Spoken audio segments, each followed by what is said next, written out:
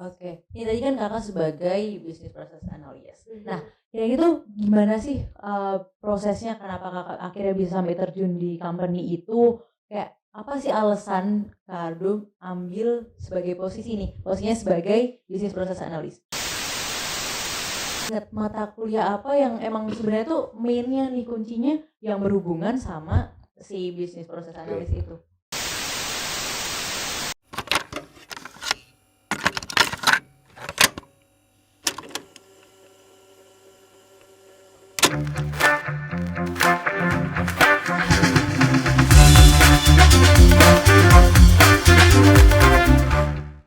Halo teman-teman, kembali lagi bersama kita di podcast Orasi, obrolan seputar sistem informasi. Salam High Tech with High Touch. Ya, gimana nih kabarnya teman-teman semua? Ya, semoga semuanya dalam keadaan sehat ya. Oke, nggak lucu nih kalau kita belum kenalan buat lanjut. Sebelumnya kenalin, aku Elda, perwakilan dari mahasiswa Himpunan Mahasiswa Sistem Informasi Universitas Atmajaya angkatan 2021 yang berperan sebagai moderator. Ini aku juga ditemenin sama teman aku nih, boleh kenalan? Oke, halo semuanya. Kenalin, nama aku Bri. Aku juga dari HIMSI angkatan 21. Gimana nih Bri kabarnya? Aman aja. Kuliah aman? Aman aja. Yo iya. Mulai agak pusing tapi gak apa-apa. Buktinya himpunan masih jalan juga. Yo Ya, ini di podcast kali ini kira-kira kita mau bahas apa ya? Topik kita apa nih Bri? Di podcast kali ini. Di podcast kali ini kita bakal ngebahas tentang business analyst. Wah, kayaknya ini menarik nih. Jadi buat teman-teman semua stay tune ya. Kita udah kedatangan narasumber yang pastinya keren banget nih. Halo. Boleh langsung kenalan? Ya, jadi nama lengkapnya Leonardo Alexander ya. Biasa emang dipanggilnya Ardo. Nah, di sini aku adalah angkatan SI yang pertama ya. Jadi angkatan 16. Senior banget. Ya. Bisa dibilang terlalu tua sih sebenarnya. Waduh, enggak dong. Ya, jadi ya thank you untuk sambutannya ya untuk Elda dan Kak Bri ya. Oke, mungkin bisa langsung dimulai aja. Oke, terima kasih nih Kak Ardo buat perkenalannya. Mungkin tanpa berlama-lama lagi kita mau langsung masuk ke pertanyaan nih. Oke, kita mau flashback dulu nih seputar pengalaman kakak dulu waktu masih jadi mahasiswa di sistem informasi. Kira-kira dulu kakak aktif di kayak organisasi atau himpunan, atau mungkin dulu join di SEMA atau ikut kepanitiaan, mungkin bisa diceritain dikit Kak. Oke, jadi memang kan sebenarnya untuk kegiatan organisasi itu kan bolehnya aktifnya tuh di semester kedua ya mulai ya. Jadi semester kedua itu mulai memberanikan diri ya. Jadi memang awal-awal itu masih beradaptasi ya kan, mahasiswa baru gitu ya. Gimana bertemu dosen dan sebagainya, bertemu dengan teman-teman baru yang backgroundnya berbeda-beda. Nah di situ mulai ada ketentuan juga. Nggak seru nih kalau memang angkatan pertama orangnya cuma 30 orang nih ya. Sama sedikit lagi, dan itu gimana caranya aku harus bisa punya banyak channel. Nah di situ makanya mulai ikutlah beberapa organisasi. Yang pertama ada HIMSI ya. Jadi memang ketika HIMSI pertama kali didirikan itu saya ikut di sana sebagai untuk bagian akademik, sebenarnya divisinya aksi dulu namanya, akademik itu. Nah di situ ini ya, selain itu juga pernah ikut di pemilu rayanya FTI. Jadi untuk pemilihan SEMA itu kan diadakan ini ya rutin ya pasti ya, tiap beberapa periode. Di situ saya ikut, sempat jadi untuk sekretarisnya juga, lalu juga beberapa event-event dari FTI untuk SEMA juga ikut berpartisipasi. Nah itu saya lakukan sih banyak partisipasi ini di semester 2, 3, dan 4 sih ya, paling nggak seperti itu. Ya, sambil paralel ini ya kuliah juga, belajar banyak di sana. Untuk organisasi juga mulai meningkat terus di sana karena pelan-pelan kan proyek-proyek yang diarahkan oleh dosen mau nggak mau membawa kita untuk menjadi yang mahasiswa yang lebih aktif gitu kan. Berarti penting ya jadi aktif di sebuah, kayak kita kan sebagai mahasiswa gitu perlu aktif ya. Perlu, karena ya yang namanya relasi ataupun sebenarnya saat kuliah ini merupakan bekal yang sangat berharga ya, karena dengan kuliah ini kalian bertemu beberapa orang yang latar belakang yang berbeda, bagaimana mereka berdinamika, dari mereka mengerjakan tugas, dari mereka berkelompok. Ada yang misalkan 5 orang kerja, satunya main, ya itu kan biasa itu ya. Jadi memang kayaknya ya. Jadi harus di carry gitu ya, kalau main game itu harus di carry lah istilahnya, orang kayak gitu. Jadi benar-benar berguna sih dinamika yang saya alami ya dari pengalaman semester 1 sampai semester 8 gitu. Oke, berarti ini kakak dulu angkatan 2016, Ya. lulus di tahun 2020. 2020. Waktu kakak nih setelah lulus ngalamin kayak misalnya kayak waktu skripsian kan ada waktu itu kak, iya. tantangan gimana sih menurut kakak nih dari prodi SI buat lulus tuh termasuk dikategorikan gampang atau ya sulit atau ya bisa lah gitu. Oke. Menurut kakak gimana? Yang pertama yang jelas pertama sulit ya, karena mau Sulit ke perpustakaan cari punya kakak tingkat yang SI ada nggak ya skripsinya? Nggak ada. Oh iya benar masih angkatan pertama. Iya, jadi memang ketika di perpustakaan itu juga bingung lihatnya mau referensi kemana gitu. Akhirnya ya paling dekatkan dengan SI kan informatika ya. Dan di situ juga ada referensinya sedikit di sana di perpus. Terus lebih banyaknya sebenarnya untuk lulus dari Atmajaya khususnya SI ini tantangannya ya cukup besar karena waktu itu dosennya juga terbatas. Waktu itu masih ada Bu Sapti Rahayu ya sebagai pionirnya dari SI, Kaprodi SI juga. Waktu itu ada Pak Yohanes Priadi, dan itu sebagai guru pembimbing saya ya. Waktu itu juga ada pembimbing sama dibantu sama guru besarnya informatika Pak Joko Budi namanya. Oh, Kalau iya, mungkin Kak ini ya, Kak Pri sama Kak Oke. Kak Elda mungkin pernah diajar. Nah, jadi berkesannya itu ya senang, banyak proses di sana, belajar banyak bagaimana kita melakukan ini ya studi literatur di sana dan beberapa banyaknya paper di sana kita ambil beberapa teori-teori dan hingga akhirnya bisa kita susun, bisa kita presentasikan ke dosen pembimbing, dosen penguji dan akhirnya ya itu sebuah kebanggaan sendiri sih ya buat saya dan tentunya nanti untuk teman-teman, untuk kakak-kakak sekalian yang untuk nanti bisa sampai ke tahap itu pasti nanti kalian akan merasakan oh jadi banyak sekali manfaat yang nanti kalian akan rasakan gitu setelah lulus. Nah ini berarti buat teman-teman yang mungkin masih jalanin kuliah perlu dicatat nih, aktif tuh penting. Terus kalau harus pokoknya perbanyak relasi ya kalau lagi kuliah itu. Oke. Mungkin lanjut aku ya yang mau nanya-nanya nih kak. Lanjut tadi udah ngomongin tentang kuliah, sekarang aku mau nanya tentang pekerjaan kakak nih. Nah, dengar-dengar nih pekerjaan kakak sekarang itu kan tentang business process analyst. Nah itu tuh apa sih kak? Oke, jadi yang pertama business process analyst ya sesuai dengan namanya kan ada analisnya ya.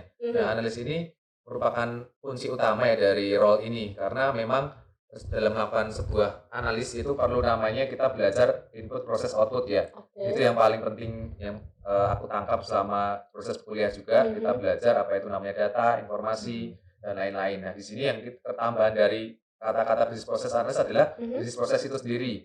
Jadi business process ini kan merupakan suatu kebutuhan yang ini ya yang perusahaan punya. Mereka tuh punya apa sih kebutuhan perusahaan gitu. Nah, jadi sebagai analis kita perlu tahu apa sih yang dibutuhkan perusahaan, sistem apa yang akan kita propose ke mereka, dan fitur-fitur apa yang sekiranya untuk mendukung atau align dengan proses visi misinya mereka. Apakah fitur ini bisa memberikan effort yang lebih baik, impact-nya seperti apa? Karena sebagai analis itu cakupannya sangat besar. Jadi yang pertama kita harus tahu bisnis proses atau sistem yang kita buat ini dampaknya seberapa besar terhadap lingkungan user kita nanti, lalu untuk cost-nya seperti apa, lalu juga untuk resource, sumber daya manajemen, segala macam untuk manajemen proyek, untuk sistem ini benar-benar bisa dikatakan selesai, itu seperti apa. Nah, business process analyst merancang itu semua dari awal, jadi dari benar-benar dari scratch ya, ketika kebutuhan perusahaan apa, kita memberikan feature ini, lalu kita merancang, membuat flow proses,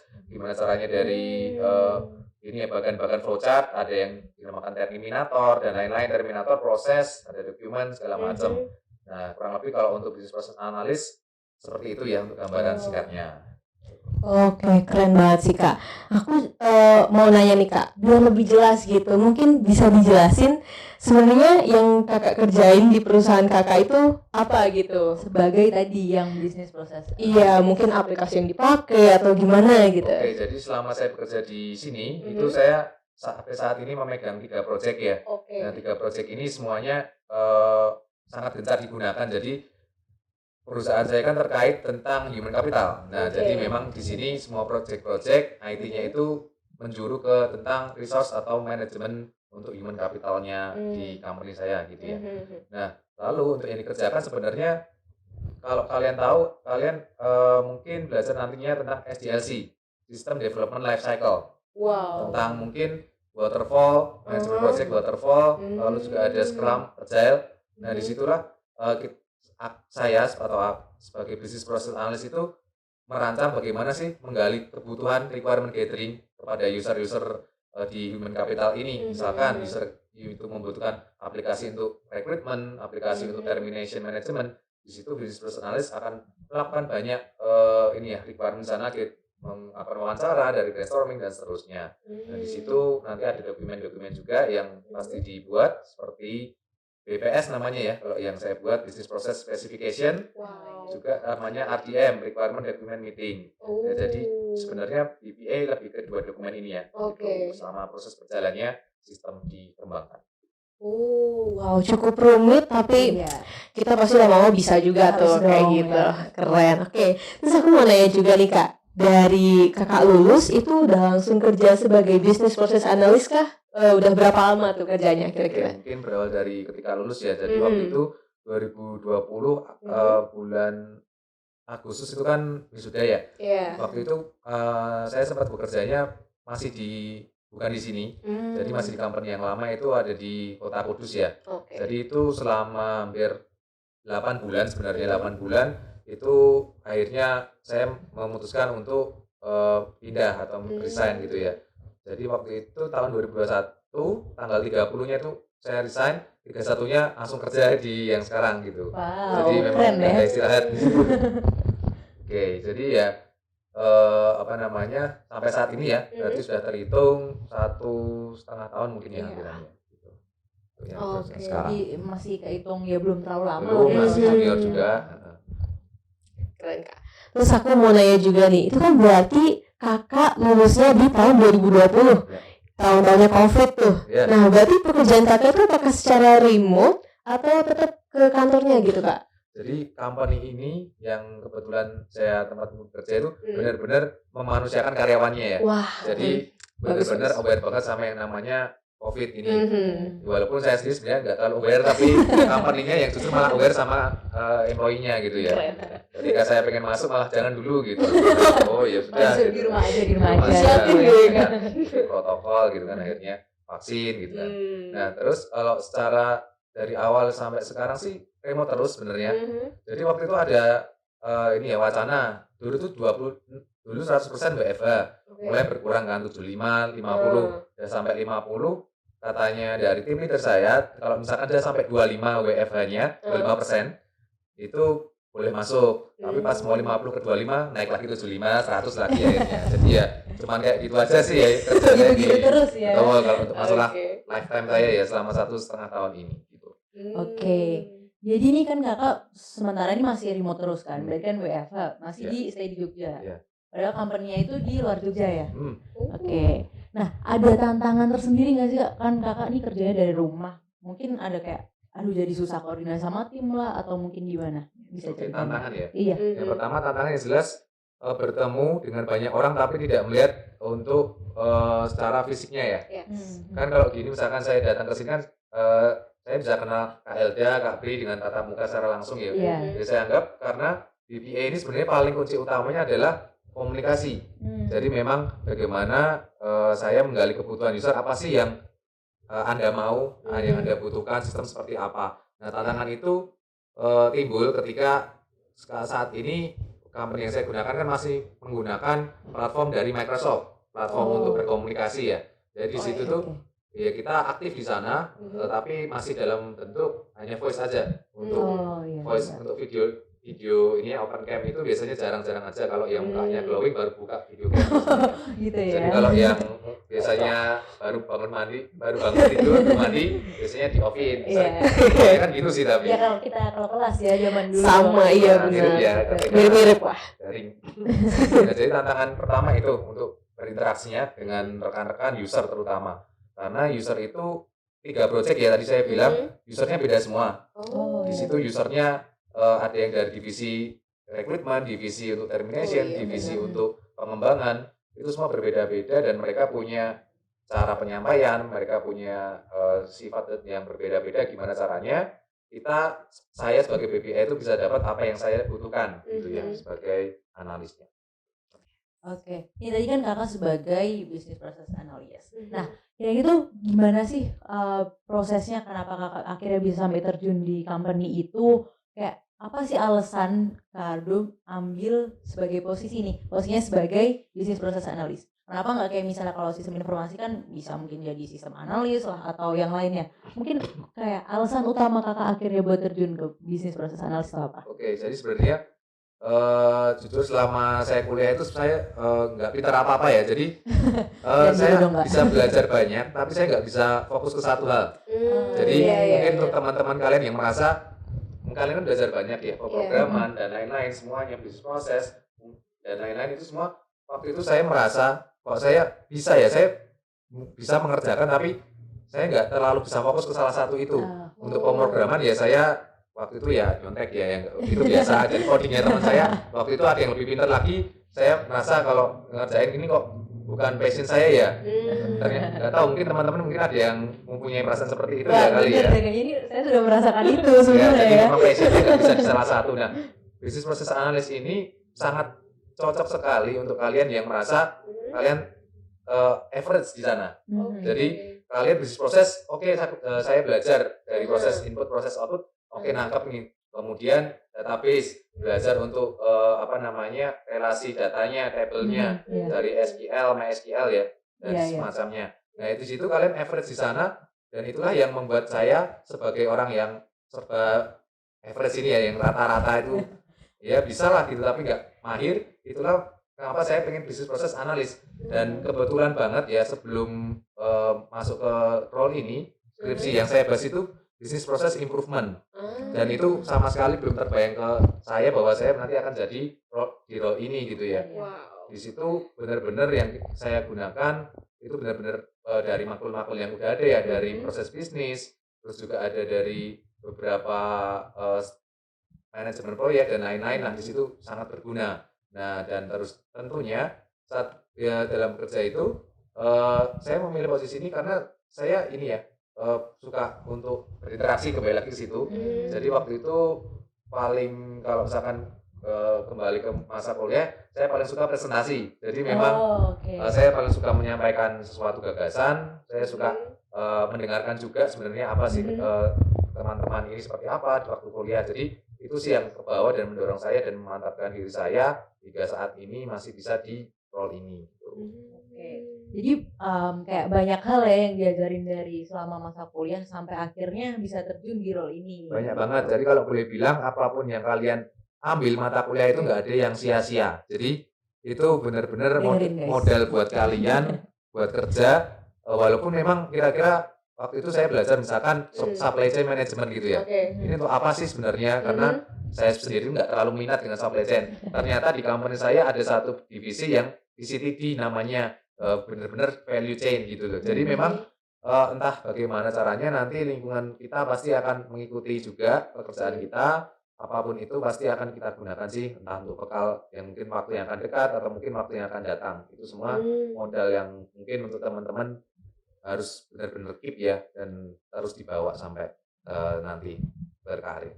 Berarti emang apa ya, setiap matkul yang diajarkan tuh pasti kepake ya, walaupun mungkin sekarang kita ngerasa kayak aduh ini apa sih, kita lebih nggak ngerti, sebenarnya nggak minat nih ini. Ya, mungkin kalau kita pemrograman kan pusing tuh ya, kayaknya nggak minat, ternyata itu benar kepake nanti pada waktu kita di dunia kerja itu. Kira-kira nih Kak, kalau masih ingat mata kuliah apa yang emang sebenarnya tuh mainnya nih, kuncinya yang berhubungan sama si bisnis proses analis itu? Yang pertama main main untuk skillnya itu adalah bisnis proses itu sendiri. Ada nggak sih ya materi kuliah bisnis proses itu ada? Ada nggak sih waktu kita di awal-awal? Ya benar, awal-awal. Intinya di sana belajar waktu itu ada project untuk menggali requirement atau mewawancarai beberapa mungkin orang-orang sekitar sini ya, usaha-usaha UMKM kecil gitu ya. Wawancara di sana. Nah, itu sebenarnya modal awal banget yang diperlukan sebagai bisnis proses analis. Karena di situ kan selain kita bertanya, kita kan mencari informasi ya, yang dimana itu kalau dalam siklusnya waterfall itu di bagian proses untuk analisisnya juga. Jadi requirement, analisis, ada desain, ada coding, ada testing, ada implement juga, ada maintenance. Jadi di situ bisnis proses belajar untuk menggali requirement-nya. Yang kedua itu database. Jadi sistem database itu sungguh-sungguh sangat berguna ya. Jadi waktu itu mungkin kembali sekilas, waktu itu dosen saya kan masih dari dosen informatika waktu itu. Kalau sekarang kan mungkin diajar oleh Pak Yu ya. Iya. Benar sekali. Itu syukurin sih itu ya. Jadi waktu itu dosen dari informatika terkenal killer ya waktu itu. Jadi waktu itu cukup sedih juga karena di pelajaran itu justru malah saya dapat C gitu ya. Misalkan nilainya C. Tapi mungkin itu memang baik ya karena itu kan vitamin C gitu ya untuk kekebalan tubuh dan lain-lain. Bisa. Nah, tapi Betul. ternyata setelah bersedih-sedih kan biasanya saat akhir mata kuliah itu kan ada showing ya nilai kalian berapa oleh dosennya. Oke. Nah ternyata di situ saya bangga ternyata ya. Jadi karena saya C itu yang paling tinggi ternyata. Wow. Jadi yang lain tuh kalau ya ada setara dengan C, tapi ketika dilihat sampai bawah kok isinya C, D, E, C, D, E, D, E, D, E terus kan. Yang gitu kan. masalah dosennya atau memang Ya, apa kadang ya di gitu. mata kuliahnya nih? Tapi yang kunci penting utama di sini bukan dosennya tadi, Oke. tapi pelajarannya. Jadi Oke. misalkan di dalam database itu kalian kan belajar yang namanya untuk membangun sebuah database ya. Iya. Database itu merupakan terdiri dari tabel-tabel yang nanti akan digunakan oleh sistem. Kalau mungkin untuk Kak Elda atau Kak Pri udah belajar untuk ini ya, database-nya ini udah ya. Dah, Nah, di di semester situ dia kan- masuk sih. Itu kan belajar ada yang namanya untuk cross-fit notation kan, ERD, ya enggak? Iya. Yes. Entity Iya. relationship diagram. Iya. Nah, di situ kalian kan dapat nih ya relasi untuk crossfit-nya one to many to many. Ya, oke. Ya, nah seperti itu tuh yang sangat digunakan oleh road business process analyst. Jadi Pakai banget ternyata ya. fungsi utamanya justru selain bisa requirement, Anda harus bisa menyarankan tabel apa sih database seperti apa yang baik untuk kita propose ke user. Jadi memang semuanya harus detail dari struktur datanya juga. Jadi kan misalkan kalau dulu soal yang saya dapat saat ujian database itu adalah membuat tabel untuk proses transaksi jual beli, itu yang paling umum. Paling umum, bener banget. Paling sering ya. Jadi ada kasusnya ada orang beli apa gitu ya. Misalkan kebutuhannya ini ada harga sekian, ada stok sekian. Nah, itu gimana caranya? Saya waktu itu membuat apa sih tabel-tabel yang diperlukan, tabel transaksinya apa, relasinya apa, yang menjadi primary key-nya apa, foreign key-nya apa. Atributnya. Di situ atribut-atributnya kan kepakai semua yang di situ. Nah, Iya. itu di dalam business process analysis ini itu semua bakal menjadi tonggak penting karena itulah bahan kita untuk menyampaikan ke tim developer. Tim developernya di company saya kan ada dua ya, front end dan back end. Nah, di situ mereka berkolaborasi dan BPA juga di situ sangat berperan, turut andilnya besar karena back end itu kerja ketika dari kita tahu paham apa sih yang ingin dikerjakan. Jadi misalkan saya ingin tabel ini terhubung dengan tabel ini, relasinya seperti ini, datanya dari mana, dari tabel ini, dan tabel ini apa sih yang diambil sebagai key-nya, misalkan transaksi, misalkan dari Kak Elda dan Kak Pri misalkan ingin membeli suatu produk, apa sih yang bisa digunakan untuk uniknya dari data kakak ini, dari misalkan mungkin NIK, data passportnya Kak Pri juga, nah itu seperti itulah yang perlu dikembangkan ya, atau perlu ditingkatkan terus. Kira-kira sih selain dua itu ya komunikasi intrapersonal. Jadi memang kalau tadi saya sempat cerita bertemu banyak orang, kita mesti tahu habitnya mereka. Jadi memang apa namanya ya, banyaklah yang sebenarnya semuanya terpakai, tapi yang saya highlight sih masih di tiga itu, dan satu lagi mungkin analisis desain interaksi karena BPA itu bekerja juga membuat rancangan mockup atau wireframe. Nah jadi di situ wireframe yang saya buat itu masih bersifatnya mungkin low fidelity ya, low-fi ya, menggunakan aplikasinya Balsamiq mungkin kalau teman-teman tahu. Tahu. Balsamiq mockup yang modelnya yang masih cloud ya. Jadi kan kalau cloud kan bisa memungkinkan untuk kolaborasi online. Nah kayak gitu. Jadi memang di dalam dokumen yang saya buat tadi RDM dan BPS itu ada mockup, itu juga ada use case. Kalian belajar pasti use case. Dari situ juga ada struktur tabel juga. Jadi tabelnya apa, tipenya apa, varchar kah, daytime, string, text, ya integer dan lain-lain, dan itu mesti dipikirkan. Jadi misalkan data itu sebenarnya data apa sih? Data umur. Misalkan umur, kita mesti tahu nih length dari datanya itu berapa. Jadi misalkan kita pakainya tetap integer ya atau varchar ya, kita mesti tahu nih nggak sembarangan kita pasang varchar max gitu ya misalkan ya. Secara efisiensi datanya itu sangat penting untuk dalam mengembangkan mengembangkan sistem project, apalagi kita sebagai bisnis analis ke depannya. Karena kan untuk data satu kolom memang nggak masalah ya, tapi kan dalam project kan kolomnya mungkin ada banyak sekali, dan situ kalau menyebabkan saking adanya keterbuangan efisien di situ, memori akan membuat kinerja dari sistemnya semakin lambat dan juga semakin membebani ini ada cache dan lain-lain kalau di sistem. Mungkin seperti itu sih. Efeknya berarti besar sekali ya. Gitu Jadi saran untuk teman-teman untuk dari yang semester saat ini mulai punya gambaran ya, setidaknya tidak perlu ini ya, kalau mungkin berminat sebagai business analyst ya, yang penting kita tahu sebagai average apa sih yang kita dapetin, kita tahu konsepnya apa, kita pahami benar-benar gitu aja sih. Gitu. Keren banget ya. Keren banget. Jadi kepikiran mungkin untuk jadi sama. Mulai tertarik sih dengar-dengar cerita dari kalian, kayak seru banget gitu jadi bisnis proses analis gitu. Nah, ngomong-ngomong nih tentang ketertarikan nih, kalau misalnya ada teman-teman kita nih yang mau juga jadi kayak kakak nih bisnis proses analis, apa sih yang perlu kita siapin baik dari soft skillnya sama hard skillnya gitu, yang bisa kita pupuk dari sekarang gitu biar masih perjalanan masih ya bisa lah kita kalau mau belajar dulu. Oke. Jadi kalau yang pertama mungkin kalau masih dalam eranya kuliah, itu yang teman-teman bisa lakuin harusnya yang pertama aktif berorganisasi ini. Penting tuh. Jadi untuk aktif di situ kalian kan nggak cuma bertemu dengan teman-teman satu kelas ya, di situ kalian bertemu dengan mungkin lintas prodi, dengan bertemu dengan dari industri, dari tetangga, dari informatika dan lain-lain. Jadi di situ tuh modal awal untuk membangun mental. Karena nggak jarang ya sebagai BPA itu kadang di pojokan juga, misalkan sistem kan ada juga kegagalan ya, nggak mungkin sistem itu berjalan lancar dari seluruh siklusnya, dari awal desain, dari awal coding dan lain-lain, analisa tidak mungkin sempurna gitu ya. Jadi karena banyak user itu yang mempunyai karakter berbeda-beda, kadang menyudutkan. Jadi memang kenapa sih sistemnya nggak kayak gini, sistemnya nggak kayak gitu, padahal kan di awal seperti ini. Nah, karena banyak yang seperti itu sehingga mental untuk employee business process analyst ini harus harus kuat ya sebenarnya. Ya, jadi kuncinya pertama di situ. Nah, yang kedua mungkin untuk mata kuliah yang tadi sempat saya sebutkan, di situ mulai dipupuk untuk paham konsepnya seperti apa. Yang tujuan utamanya bukan untuk mencari nilainya yang bagus ya, itu bonus sih sebenarnya. Jadi kalau kalian bisa paham, belajar aja, itu pasti kalian kedepannya itu kan bermanfaat. Ya walaupun saya waktu itu juga belajar ya sistem kebut semalam sih juga sama ya.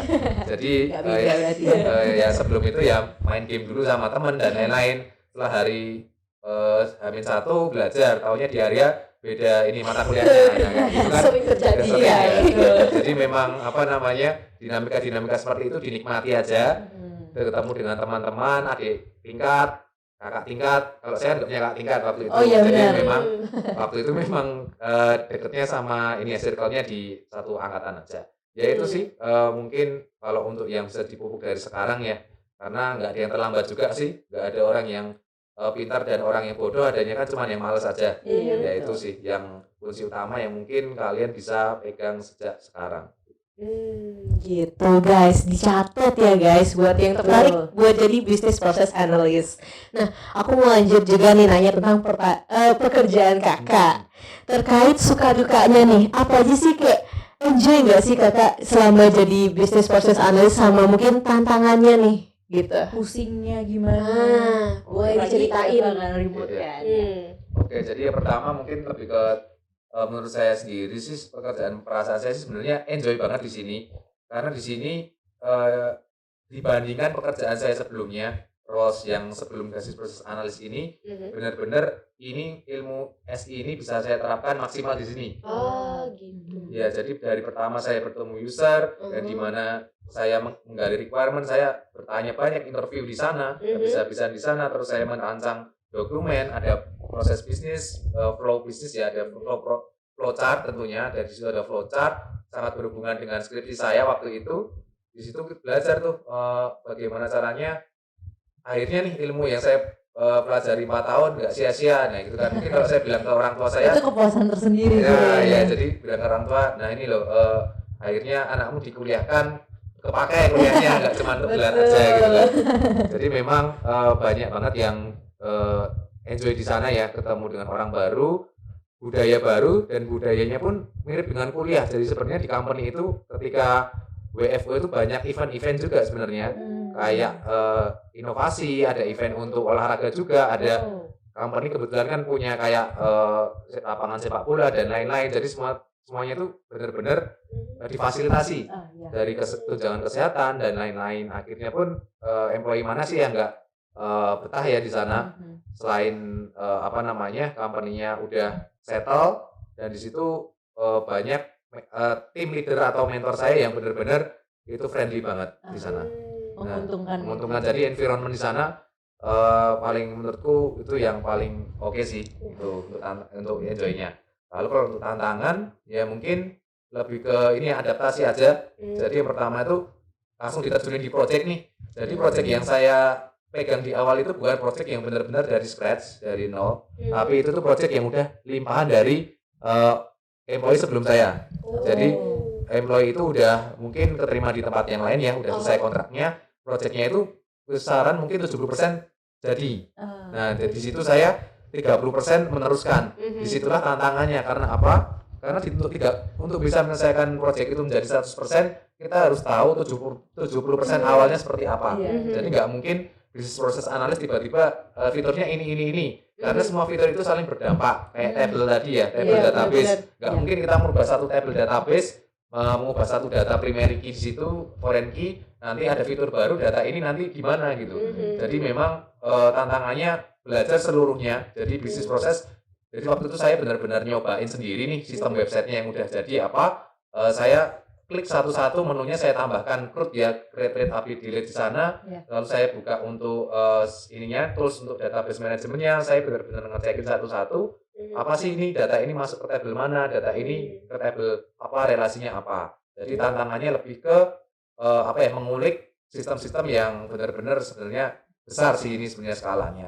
Jadi itu sih. Tapi selain itu tantangan, karena saya juga suka orangnya yang penasaran juga, disitulah tantangan sekaligus opportunity ya. Jadi jangan selalu lihat tantangan itu yang harus ditakuti. Tapi itulah kayak nilai utama kalian. Ketika tantangan itu berhasil kalian selesaikan, itu tuh benar-benar jadi poin lebih untuk kalian yang nanti bisa kalian tonjolkan. Karena di budaya saya kan tiap tahun ada employee performance. Nah di situ adalah merupakan saatnya kalian memberitahukan bahwa apa sih yang kalian pelajari selama setahun ini, proyeknya kendalanya apa. Nah opportunity itulah yang menjadi tantangan sekaligus ya ini ya sebenarnya kesempatan, dan ini kembali lagi ke enjoy-nya ke saya ya gitu. Itu sih. Jadi memang banyak sekali yang pengen saya ceritakan tapi mungkin terbatasan waktu. Tapi mungkin kalau dari saya sekian dari itu aja ucapannya. Siap, keren banget sih Kak. Nah, karena aku semakin tertarik banget nih ya sama prospek kerjanya nih. Aku pengen tahu gimana sih, apakah seorang bisnis proses analis itu masih dibutuhin banyak gitu di zaman sekarang dan mungkin juga ke depannya, sama mungkin terkait gajinya gitu Kak. Apakah menurut Kakak itu udah worth it dengan yang Kakak kerjakan atau gimana gitu? Oke. Jadi yang pertama terkait untuk ini ya prospeknya. Jadi tentunya bisnis proses analis ini benar-benar sangat dibutuhkan untuk banyak perusahaan ya sebenarnya. Karena apa? Karena bisnis proses analis ini merupakan pintu utama bagaimana sih kita mentransfer bisnis perusahaan yang awalnya konvensional yang masih paper based itu menjadi sistem yang dimana benar-benar paperless ya. Jadi di situ sangat dibutuhkan roles-nya. Mungkin selain bisnis proses analis sebenarnya banyak roles yang mirip-mirip ya dengan sistem analis mungkin. Lalu juga ada product owner, product manager, dan lain-lain. Nah selama bisnis proses analis ini bekerja itu sebenarnya nggak sendiri. Jadi makanya teamwork ini sangat penting di dalam pekerjaan project IT ya. Jadi yang pertama karena BPA itu bekerjanya nggak cuma sendiri. Jadi saat saya bekerja itu ketemu juga dengan namanya project manager, PM satu tim, project manager, SQA, System Quality Assurance, lalu juga untuk developer, begitu juga satunya lagi untuk tim untuk deployment, dan seperti itu. Jadi semuanya itu saling berkolaborasi, nggak bisa sih bekerja individu, itu nggak mungkin. Saat nanti kalian udah bekerja, kalian pasti akan bekerja sama, entah itu suka atau enggak itu, tapi kalian partner kalian dan itu yang pasti akan dilakukan dan prospeknya pasti akan berkembang. Jadi setelah dari bisnis proses analis, kalian kan junior dulu ya. Ketika itu nanti bisa jadi senior, lalu setelah dari senior, prospeknya nanti menjadi bisnis solution manager. Jadi ketika kalian udah requirement segala project udah dilalui, pada akhirnya kalian bisa menjadi solution manager. Jadi memang kalian jadi ini ya pengetok palunya, solusinya seperti apa, fiturnya. Jadi memang ya seperti tim leader saya ya, waktu tim leader saya kan sudah menjadi BSM. Dari situ setiap apapun requirement ada kebutuhan apa fitur itu, saya pasti minta review ke tim leader saya gitu ya. Kira-kira fiturnya akan saya buat seperti ini, flow-nya seperti ini, struktur datanya dari UI-nya mockup yang love itu seperti ini. Nah itu bagaimana? Nah dari situ dari BSM ini dia akan menentukan akan dibuat fitur seperti ini. Jadi prospeknya pasti meningkat ya untuk bisnis proses analis ini, karena segala sistem pasti dibutuhkan itu, apalagi yang metodenya tadi masih menggunakan waterfall dan ini ya, walaupun di company saya sekarang masih hybrid ya, jadi waterfall tapi secara metode developnya udah pakai Scrum Agile. Jadi tiap harinya itu ada daily Scrum, jadi tiap hari ketemu 15 menit itu ngobrolin apa aja yang sudah dikerjakan kemarin, kendalanya hari ini apa, lalu target ke depan itu apa. Nah jadi seperti itu untuk prospeknya. Lalu untuk salary, sebenarnya untuk salary karena ini ya bersaing juga, bisnis proses analis itu sangat bersaing. Jadi walaupun di sana kan tetap namanya ada UMR ya, tergantung di mana kalian bekerja, di mana kalian akan ini ya tetap menempati tempat tinggal juga. Karena kebetulan saya waktu ini masih WFH, jadi memang bisa banyak saving cost di sana, karena tidak perlu untuk biaya tempat tinggal, biaya untuk transportasi. Jadi memang tergantung masing-masing. Tapi di samping gaji yang atau salary ini, sebenarnya apa sih yang dicari sama employee ini selain itu? Yang pertama itu sebenarnya kalau yang saya rasakan adalah environment-nya. Jadi banyak pengalaman dari teman-teman kerja, salary-nya mungkin bisa hampir 2 kali lipat ya dari tempat saya, tapi pressure-nya tinggi banget. Bayangkan mungkin tiap hari kerja lembur mungkin dari jam 8 pagi pulangnya jam 12 malam biasanya. Jadi kayak gitu. Nah itu memang ada ya, jadi benar-benar project-project seperti itu ada, karena project itu langsung ke end user, langsung ke customer. Nah kalau project-project yang saya tangani kan lebih ke untuk human capital tadi ya. Jadi bukan untuk tentang penjualan, bukan, tapi untuk tentang human capital. Nah di situ makanya kalau secara gaji sih pasti ya tetap prospek juga naik, tapi kan tiap role pasti berbeda-beda. Jadi memang tergantung apa yang nanti mungkin teman-teman cari juga. Apakah kalau memang mencari gaji ya terima mungkin tidur kantor gitu ya. Jadi memang kalau gajinya tinggi pasti ada yang dikorbankan deh. Gak mungkin kalian kerja gajinya tinggi nggak ngapa-ngapain kecuali kalau jadi anaknya bosnya gitu ya. Beda cerita. Jadi kalau itu memang takdir sih itu cara kaya paling cepat ya, itu memang langsung langsung anaknya orang kaya gitu ya, Bill Gates atau Mas gitu ya. Nah, jadi memang secara gaji aku juga nggak bisa bilang pasti sangat mumpuni atau enggak, tapi yang jelas itu standarnya udah oke dan ditekuni aja sih menurutku. Gaji itu pasti mengikuti kok skill kalian dan pengalaman kalian gitu. Berarti emang kalau gaji itu emang biasanya itu dari skill kamu, dari bagaimana yang kamu udah kerjain, yang udah kamu lakuin, jadi base dari situ. Nggak asal kita mau gaji gede cuman skill kita nggak sesuai sama gaji itu ya. Betul. Oke, kalau dari Bi mau ada yang ditanyain lagi nih kira-kira? Dari aku aman sih, udah lengkap banget. Ini udah bener-bener sangat apa ya, menyerap sebanyak mungkin ilmu nih. Kita udah nambah banget. Ini kita mungkin mau masuk ke last question aja. Kita mau minta saran sama masukan kakak nih. Gimana sih kalau buat kita-kita yang masih mahasiswa biar kita bisa survive sampai akhir nanti, terus sampai kita bisa mendapatkan pekerjaan ya mungkin bisa kayak dibilang kayak Kak Ardo yang sudah sangat memumpuni ini. Jadi kayak mungkin bisa kasih kayak tips and triknya juga nih buat teman-teman yang masih berjuang sampai lulus nanti.